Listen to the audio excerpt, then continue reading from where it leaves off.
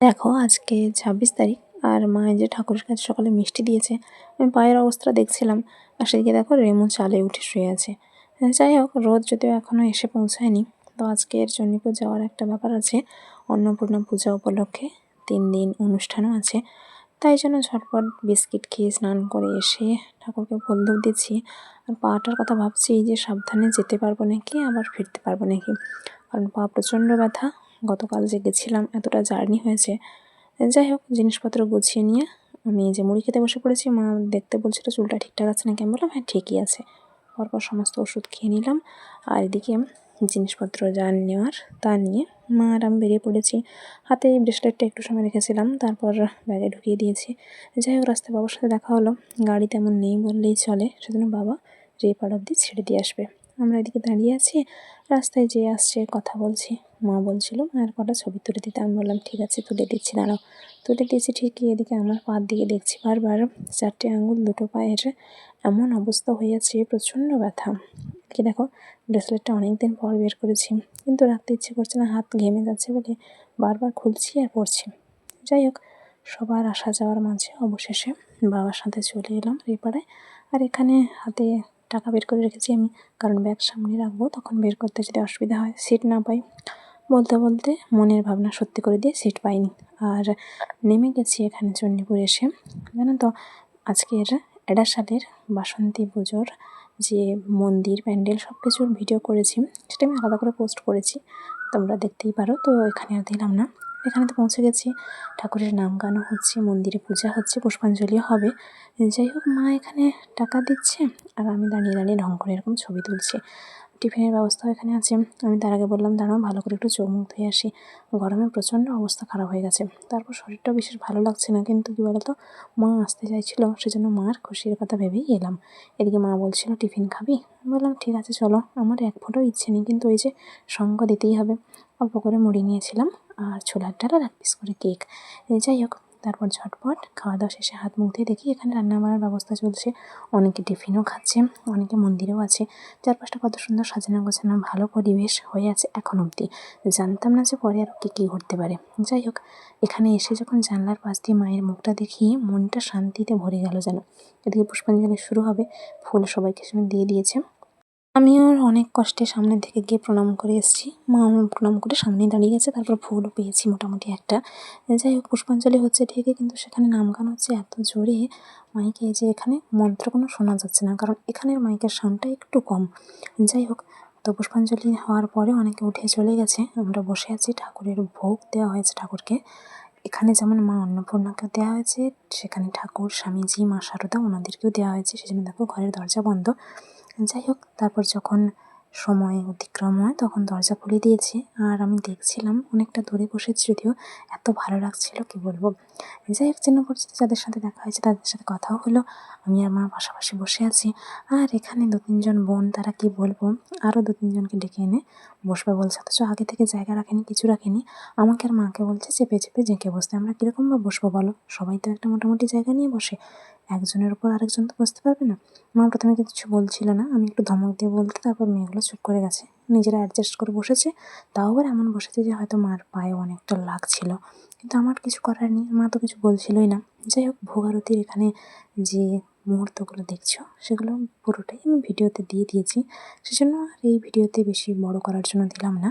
যাই হোক 2 জায়গায় ভোগ আরতি একসাথে হচ্ছে, এটা আমি এত বছর পর দেখলাম। দেখেছিলাম আগে সে অনেক ছোটোবেলায়, মা বাবা দেখে অনেকবারই, কিন্তু আমার দেখার সৌভাগ্য হয়ে ওঠেনি।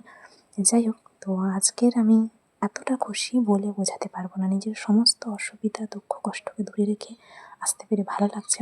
চরণামৃত কিছুটা পেয়েছি, আর নেই, শেষ হয়ে গেছে।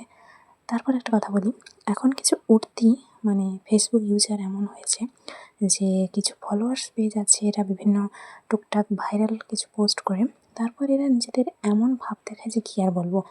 সব জায়গার থেকে এখানের নিয়মকানুন অনেক ফারাক, অনেক আলাদা। অনেক জায়গা আছে যে ভক্তদের কেন অনেক ব্রহ্মচারীরাও যেতে পারেন না, শুধু মহারাজরাই যেতে পারেন। তো 2-3 জন, তাদের মধ্যে আমি 1-2 জনকে চিনি। ফেসবুকে র্যান্ডামলি মাঝে মধ্যে কোনো পোস্ট তাদের আসে, তারা এমনভাবে ভিডিও করছে, ছবি তুলছে যে মহারাজরা বকাবকি করছিলেন। যাই হোক তো অনেক কষ্টে তাদেরকে দূরে সরিয়েছে। সত্যি বলতে কি এই জায়গাটা কোনো রিল বানানোর বা ফুর্তি করার মতো জায়গা নয়, সব জায়গা থেকে অনেকটাই আলাদা। তাই জন্য আমার মনে হয় যে এদেরকে একটু সাবধানতা অবলম্বন করা উচিত, একটু সচেতন হওয়া উচিত। দুপাতা পড়ে নিলেই কেউ কিন্তু কোনোদিনও পণ্ডিত হয়ে যায় না, তার জন্য মনুষ্যত্ব বিবেকটাও লাগে। যাই হোক, তাদেরকে তো সরিয়েছে অনেক কষ্টে, পাশাপাশি আরও অনেকেই বিরক্ত হচ্ছিলেন। তো এখানে হোমও হলো, আমরা এখনও খেতে যাইনি। আর বাইরে প্রচুর ভিড়, অনেক চিৎকার হাঙ্গামা শোনা যাচ্ছে, ভেতরে বসে থেকেও নাম গান হচ্ছিলো, সেটা বন্ধ হয়ে গেছে। তো আমরা এখান থেকে এবার বেরিয়ে এসেছি প্রণাম করে। তারপর দেখি খাওয়া দাওয়ার কীরকম কী অবস্থা, চারদিকে প্রচণ্ড লাইন হয়েছে। নাম গান যে হচ্ছিলো তার স্টেজ ওইখানে কাছেই।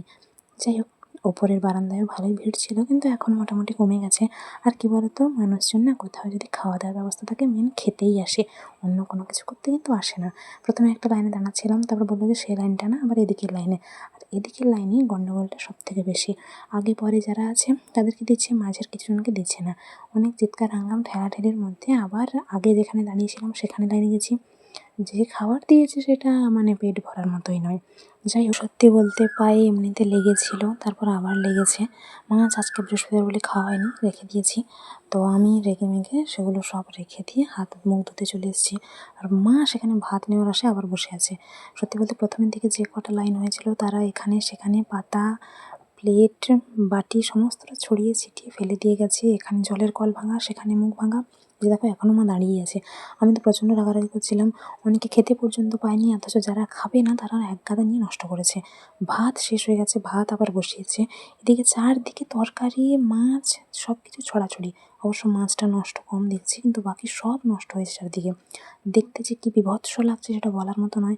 আমি মনে মনে ভাবছি যে আমাদের বাড়ির যে কাছে পুজো হয় দুর্গোৎসব, মানে যেটা শারদীয় দুর্গোৎসব, সেখানে 10,000 11,000 মানুষজনকে কন্ট্রোল করে ঠিকঠাক লোকজন দিয়ে। আর এখানে কোনো মেনটেনেন্সই ঠিকঠাক নেই।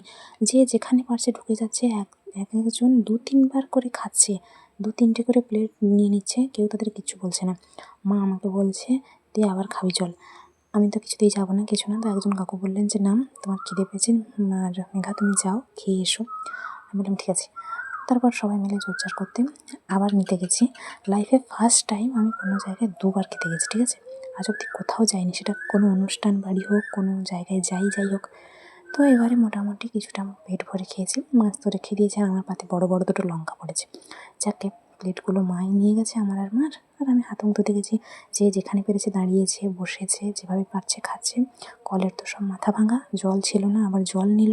তাও কিছু জায়গায় ড্রামে নিয়েছে, কিছু জায়গায় ড্রামে নেয়নি। আরেকটা কথা বলে রাখি, খেতে বসার আগে আমার আর মার জুতো দেখে এসেছিলাম, যেখানে আছে সেখানেই আছে। আমি বললাম যে নেবো না, থাক পরে নেবো। এসে দেখি মার জুতো নেই। আর মার জুতো বছরখানেক হলেও মা যেহেতু খুব কম বেরোয়, সেজন্য জুতো নতুনই আছে প্রায় বলা চলে। এভাবে দেখতে দেখতে মা নিচে দাঁড়িয়েছিল। আরও 7-8 জন কাকিমারা, জেঠিমারা এসে কথা বললেন, তাদেরও জুতো নেই। জুতো খুঁজে পাচ্ছে না, কেঁদে কেটে অস্থির। একজন কাকিমা তো 12টার সময় থেকে জুতো খুঁজে যাচ্ছেন, তার বাচ্চা মেয়েটাকে খাইয়েছেন, নিজে খায়নি। তো বাড়ি গেলে খুব বকবে, অনেক দামি একটা জুতো পরে এসেছিলেন। মন মেজাজ খারাপ, সেজন্য কাছের কোনো ব্যাংক খোলা আছে নাকি, বই আছে ওনার কাছে, টাকা তুলবেন হয়তো, তারপর কিনে নিয়ে বাড়ি ফিরবে জুতো কিনে নিয়ে। যাই হোক, মন মেজাজ এরকম খারাপ, মার জুতো চলে গেছে, তারপর খাওয়া দাওয়ার এরকম অবস্থা। একটা জঘন্য রকম পরিস্থিতি হয়ে বাড়ি ফিরবো সেটা বুঝতে পারিনি। প্রণাম করে সেখানে জল তো ভরবো ভাবছিলাম, কিন্তু সে পাশের কলে জল নেই। এপাশে বাস পেয়েছি, কিন্তু বাস পেলে কী হবে, সিট পাইনি। আবার সেই দাঁড়িয়ে দাঁড়িয়ে যেতে হবে। কী যে বিরক্তি লাগছে আমার, আর বলার মতো নয়। এদিকে মা খালি পায়ে দাঁড়িয়ে আছে। বলছিলাম মাকে জুতো কিনে দেবো চলো, মা বললো না থাক, পরে নয়তো অন্য কোনো দিন তোর বাবাকে বলবো, আজ দরকার নেই। এদিকে বাস থেকে নেমে তারপর আবার মিষ্টি দোকানে গেছি, মা যাবো ফ্রুটি কিনবো বলে। কারণ আমার গলা শুকিয়ে কাঠ হয়ে যাচ্ছে, জল আর খেতে ইচ্ছে করছে না, অন্য কিছু খেতে ইচ্ছে করছে। আমার মাথা যন্ত্রণা করছিল, ভালো লাগছিল না বলে আমি টোটোর কাছে দাঁড়িয়েছিলাম। এদিকে মা দোকান থেকে কিনে নিয়ে এসছে। টোটোতে মোটামুটি একজন দাদু আর একজন ঠাকুমা ছিলেন। ঠাকুমা আবার এত ব্যাগ বোঝকা নিয়ে এমনভাবে বসেছেন যে আমি বোধহয় টোটো থেকে উল্টে নিচে পড়ে যাবো, এরকম একটা ব্যাপার। যাকে দাদু বলছিলেন ব্যাগগুলো একটু সরিয়ে নিতে, ঠাকুমার কোনো হেলদোল নেই। ফলে গাড়িতে বসে বসে যে একটু খাবো ভাবছিলাম মাজা, সেটা আর খাওয়া হয়নি। এদিকে আর এক জায়গায় দেখলাম বাসন্তী পুজো হচ্ছে, সেখানে আমি একটু ভিডিও করেছি, মাঝে দিয়েছি, দরকার হলে আমি আলাদাও পোস্ট করে দেবো। যাই হোক, তারপর আর কি টোটো থেকে নেমে হেঁটে হেঁটে এবার যাচ্ছি। ভাবলাম যে এখন একবার কাটি। তারপর কয়েক চুমুক খেলাম। এদিকে রাস্তায় অনেকটা চলে এসেছি, মার সাথে কথা বলতে বলতে যাচ্ছি। তারপর হঠাৎ করে এই ঠাকুমার যে পোড়ানো হয়েছে যেখানে, যেটা বেরিয়ে আসার পরে আমার জুতো ছিঁড়ে গেছে। এমনিতেও এটা অন্য কোনো দিন ছিঁড়তো, মা বলছে ভাগ্যিস বাড়ির কাছাকাছি আছে। তারপর আর কি জুতোটা হাতে নিতে ইচ্ছে নেই বলে পায়ে ওরকম ঠেলতে ঠেলতেই যাচ্ছি। আর দেখো এডিট করার সময় কোনো জায়গায় হয়তো আমার কথা জড়িয়ে গেছে তাড়াহুড়োয়, বা সে দাদার ব্যাপারে যেটা বললাম, আমি তার নাম বলবো না, কারণ হুটহাট করে কারোর ব্যাপারে কোথাও কোনো কিছু রিভিল করতে ইচ্ছে করে না, কিন্তু কিছু জনের মানসিকতা এমন যে কিছু ব্যাপার বলতেই হয়। যাই হোক, তোমার মেজাজ খারাপ, যেহেতু একটা ভালো জুতো চলে গেছে। আমি পোশাক চেঞ্জ করে বসেছিলাম, মা এমনিই বসে আছে, চেঞ্জ করেনি। এদিকে চরণামৃত বাবার জন্য যে প্রসাদ এনেছিলাম সেগুলো সব বের করে রাখলাম। তারপর মা আছে দেখতে গিয়ে একটা জিনিস দেখতে পেলাম, যে যে দুবার নেওয়া হয়েছে আমার পাতে একবার পড়েছিল 1.5টা মাছ, মানে একটা গোটা আর একটার অর্ধেক। তো সেটাই বাবাকে এখন খেয়ে নিতে বললাম। যাই হোক, অল্প যে ছোলা ভাজা ছিল গতকাল পরীক্ষা দেওয়ার পর বাড়ি আসার সময় বাসে কিনেছিলাম, মানে বাবা কিনেছিল, আমি বাবা খেয়েছিলাম, আরও ছিল সেটা মা খেলো। মা যেটা অল্প খেলাম, আর বাবার ফুল দেওয়াটা দেখছি বাবা ঝুড়ি ভাজা আজ এনেছে। আর জানো তো মা এই যে দাদুদের বাড়ি থেকে আইসক্রিম দিয়েছিল খাওয়ার জন্য, নিজে খানি রেখেছে, গতকাল থেকেই আছে ফ্রিজে। বাবা কিছু জায়গা পরিষ্কার করেছে, আমিও কিছু জায়গা পরিষ্কার করে দিলাম, অল্প ইঁট তুলে দিয়েছি আর বালিগুলো একটু টেনে সরিয়ে দিয়েছি। এদিকে দেখছি মাজা বলতে বলতে শেষ হয়ে এসছে। যাই হোক, মা সন্ধে দিয়ে দিলাম, ধুনাও দিয়েছে, আর আমি এই যে দেখো ওষুধ খেয়ে নিলাম ঝটপট। বাবা এখনও কিছু জায়গা পরিষ্কার করছে, মা বসে আছে চুপচাপ। এদিকে সন্ধেবেলা দেখি চা শেষ হয়ে গেছে, তো আমি চা পাতা বের করে নিলাম দেওয়া হবে বলে। আর এই যে একটা বিস্কুট প্যাকেট কাটা ছিল, সেটা আজ বাবা নিয়ে যাবে। যাই হোক, রাতের সময় করে ওষুধও খেয়ে নিলাম, আর জায়গাটা কতটা পরিষ্কার হয়েছে ওটাই দেখছি। এদিকে আজকের চাঁদটাও খুব সুন্দর হয়েছে, তাই না? ভালো লাগছে রাতের এই চাঁদটাকে দেখে, মনটা একটু ভালো করার চেষ্টা করছি। এদিকে পাটা ব্যথা করছে ভালোই। বাবার সাথে আজকের কতটা কী কথা হয়েছে সেটাও দেখছিলাম। তারপর আর কি রাতে ঝটপট খেয়ে নিলাম, আর আজকের চাটনিও ছিল। তারপর আবার একবার ওষুধ খেতে হয়েছে, ফুলগুলো ফুটে গেছে, দেখতে দেখতে ঘুমিয়ে গেলাম। টাটা।